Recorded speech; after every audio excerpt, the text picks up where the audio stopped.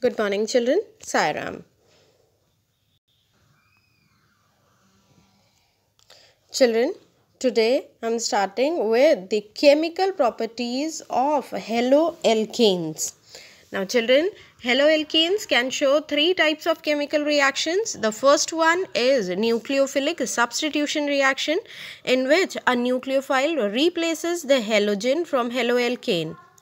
The second type of chemical reaction is the elimination reaction, in which a small part of the haloalkane is eliminated out. And the third type of chemical reaction are the reaction with metals. Now, starting first with the nucleophilic substitution reaction. Now, see what happens in a nucleophilic substitution reaction. A nucleophile like this. A nucleophile reacts with the haloalkane and result in the replacement of the halogen and forms CNU. Now see, the nucleophilic species which all can act as nucleophiles are like OH negative, H2O, RO negative, I negative, NH3 negative, RNH2. These all can behave as nucleophiles. CN also. All these list is given in your NCERT book. You all can see from there. Such nucleophiles replace the halogen and result in the formation of the substituted product. Now, the nucleophilic substitution reaction can take place by two different mechanisms. The first mechanism is the substitution nucleophilic bimolecular. Bimolecular means here the molecularity of the reaction will be 2 and is known as SN2 mechanism. Now, children, the example of an SN2 mechanism I am taking, in which CH3 reacts with OH negative. Now, when the reaction takes place, a transition state is reached in which a bond is forming between OH and C, and at the same time the bond is breaking between C and Cl, and result in the formation of the substituted product, that is CH3OH is formed. Now, here you all must have noticed that the OH, the incoming nucleophile, attaches to the carbon atom from the opposite side of the leaving group. So, inversion in configuration takes place. Inversion in configuration means the incoming nucleophile attaches to the carbon atom from the opposite side of the leaving group. Now see, the haloalkane was like this, and this is the nucleophile. When the two react, a transition state is formed, and ultimately the inversion in configuration takes place. Now, coming to the characteristics of SN2 mechanism, the first one I told you is the inversion in configuration. Inversion in configuration takes place. The second characteristic is order of reaction is 2. Order of reaction, or you can say the molecularity of the reaction is 2. That means the sum of parts to which the concentration terms are raised in the rate law equation is 2. And third is the order of reactivity is tertiary haloalkane will be more reactive compared to the secondary haloalkane, which will be more reactive compared to the primary haloalkane. Now, coming to the second type of nucleophilic substitution reaction, it is nucleophilic substitution unimolecular. Unimolecular means SN1 mechanism. That means here the order of reaction will be 1. An example we have, children, in SN1 mechanism, I have taken example of a tertiary haloalkane which reacts with a nucleophile and result in the formation of the substituted product. Now, children, this reaction does not take place in a single step. It takes place in two different steps, in which this tertiary haloalkane first of all converts into a carbocation and a halogen. This is the first step. In the second step, the carbocation reacts with the nucleophile and result in the formation of the substituted product. Now here the incoming nucleophile attaches to the carbon from the same side of the leaving group. So we can write down the characteristic that retention in configuration takes place. Retention in configuration takes place. Second is the order of reaction is order, or you can say molecularity of reaction is 1. First step is the rate determining step, is the slowest step, and its molecularity is 1. And the order of reactivity is tertiary will be more reactive compared to secondary, which in turn will be more reactive compared to primary. Children, in the previous case it was reverse. Primary was more reactive. Here tertiary is more reactive. So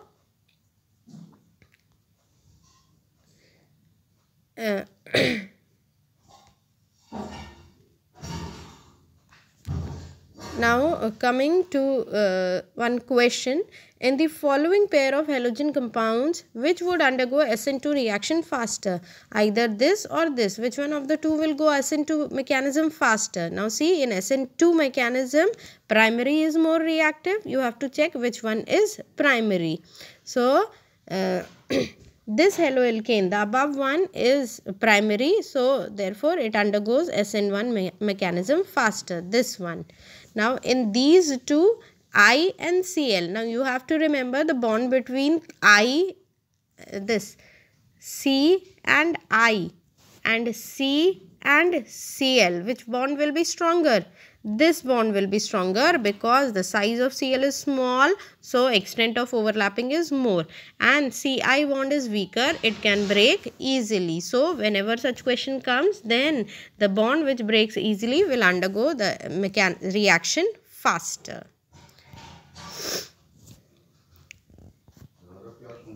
Now children, we have to study about the nucleophilic aspect of nucleophilic substitution reaction, and we have to study certain important terms. Now you have to first of all know what is stereochemical inversion. That means as we have done about the inversion in configuration. Now in order to understand the concept, we need to learn some of the basic terms like what is optical activity, what is chirality, which is retention, what is inversion, and what is racemic mixture, etc. Now first of all, you should know what is plane polarized light. Now see, any electromagnetic radiation, when it is passing through some medium, the molecules are vibrating in all possible directions. These molecules are vibrating in all possible directions. Now when this light is allowed to pass through a nichrome crystal, in the coming light, the molecules vibrate in only one possible direction, and such a light is called a plane polarized light. This is plane polarized light, and the substance which change the direction of this vibration of plane of polarized light to a particular angle, such substances, they are called the optically active substance. Suppose this is a plane of polarized light. I'll allow this plane of polarized light to pass through the solution of a particular substance. If it changes the direction of vibration of plane of polarized light to any side, left side, right hand side, such substance is called an optically active substance. Now, are you going to school? Now children, two isomers which rotate the plane of polarized light up to the same angle but in the opposite direction, they are called optically active isomers, or you can say optical isomers. Like for example, we have two different substances. This is the first one and this is the first one. They have same chemical formula, they have same structures may be different also, And when plane polarized light is passed through such substances, if one of them rotate it to the right hand side up to an angle of 30 degree or 45 degree, and the other one rotate it to the left hand side up to the same angle, then these two substances, this and this, will be called the optical isomers of each other, and they are also called the enantiomers. In their structures, if we see, they can overlap. In their structures also, there will be non-superimposable mirror images of each other. And if we mix 1:1% of both of them, they will form a racemic mixture.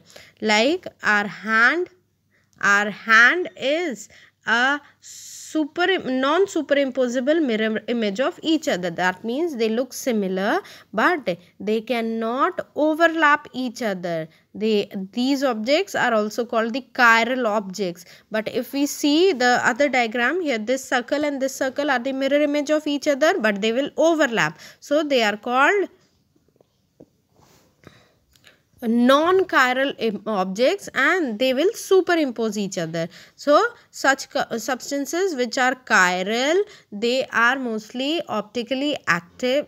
Those optically active isomers which are having a chiral carbon and they are non-superimposable mirror image of each other, they are called the optically active isomers or enantiomers. And 1:1% mixture of enantiomer is called the racemic mixture.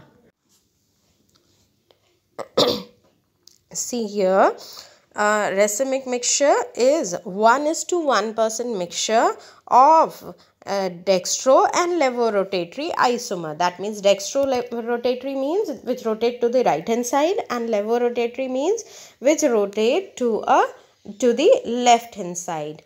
A mixture containing two enantiomers in equal proportions.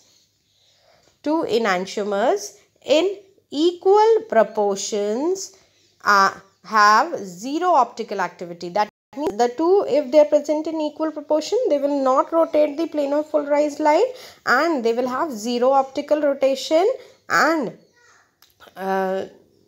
they are called the racemic mixture or racemic modification. And this process of mixing is called racemerization, and they are denoted by either it is written DL up before the name of the substance, or it can be written as plus minus.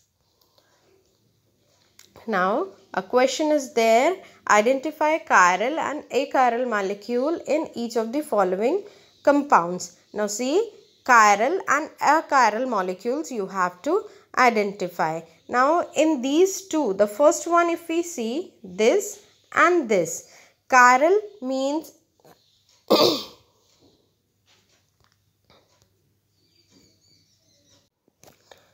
chiral here means that the central carbon is attached to 4 different atoms. Like in the first one, if we see the central carbon, it is attached to 1 hydrogen, 1 CH3, 1 Br, 1 OH. So this molecule is chiral, but here it is attached to 2 same group, so it is achiral.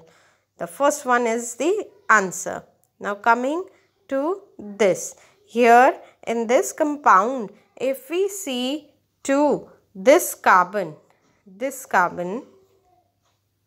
which is present here in the center, it is attached to 4 different things: CH3, CH2, H, OH. Different things it is attached to, but here this carbon is attached to 2 CH2, 1 H and 1 OH. So this one is chiral.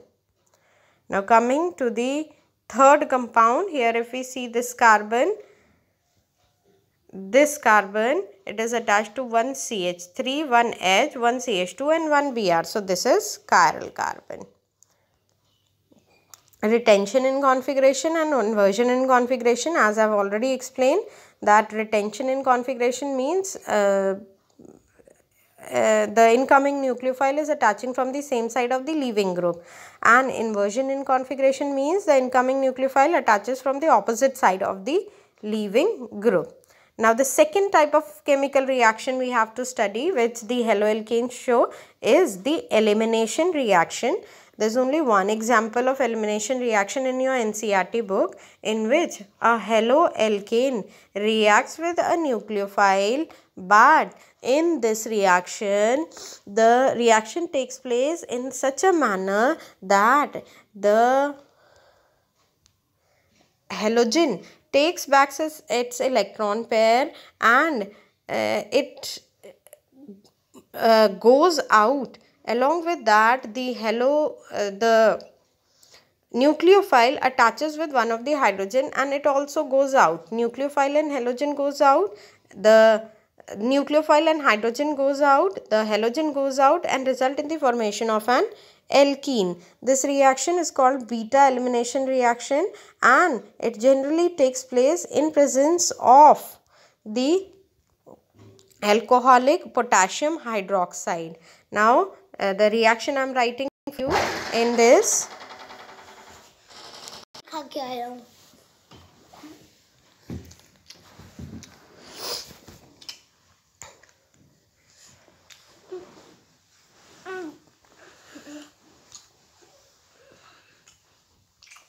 This is the haloalkane.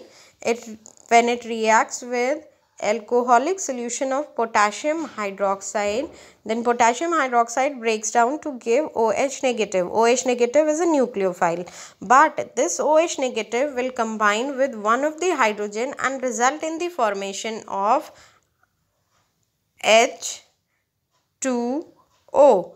Along with that, the bond between the carbon and halogen will also break, and X negative will also be released, and the product formed will be C double bond C and 2 hydrogen attached to each carbon. Now this reaction is called beta elimination, and this takes place only in presence of alcoholic KOH. You have to remember. This example is given for you. And now see, if suppose the carbon chain is long and the reaction is like this, in which the Br, the halogen, is attached to second carbon. Now the question arises, the hydrogen will be eliminated from this carbon or from this carbon. Now see, it takes place according to the Setziff rule. Setziff rule, what does it says?